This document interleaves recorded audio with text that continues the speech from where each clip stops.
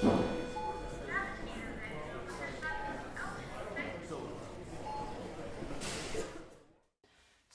here it is, Merry Christmas, everybody's having fun somewhere else.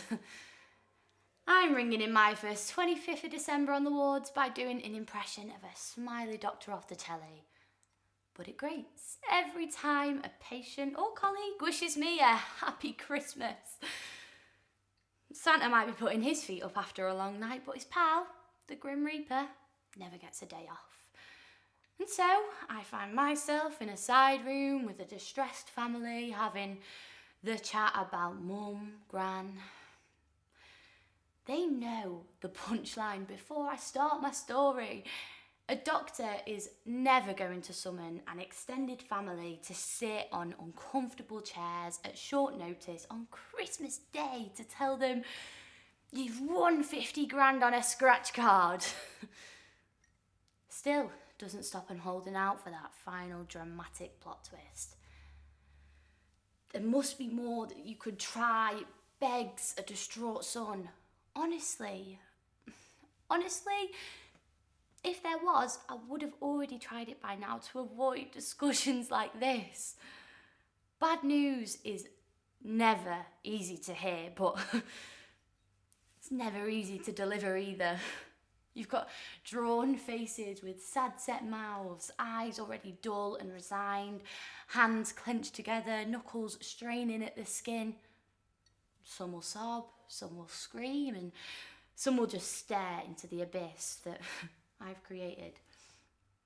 With every fibre of my calm and my professionalism, I explain that even though she's been a fighter throughout, her organs have started to fail, and despite the amount of antibiotics and fluids that we've been giving her, she's deteriorating fast.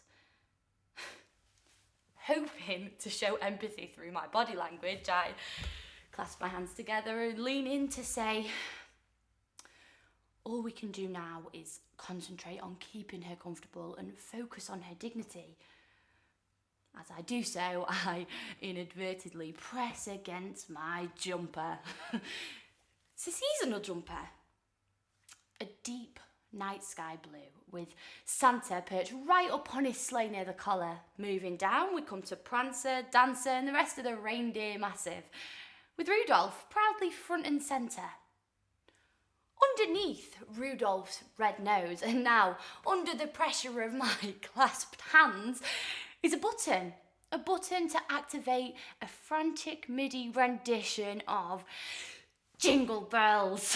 Jingle Bells. I turn ketchup red, apologise and jab my abdomen. After half a dozen attempts of trying to silence it, and a course of what feels like 15 years, I run out of the room, tear off my jumper and throw it onto the nurse's station. As I head back into the room, trying to think of superlatives to add to my apologies, one of the daughters is in the middle of an uncontrollable laughing fit and the rest of the family are smiling.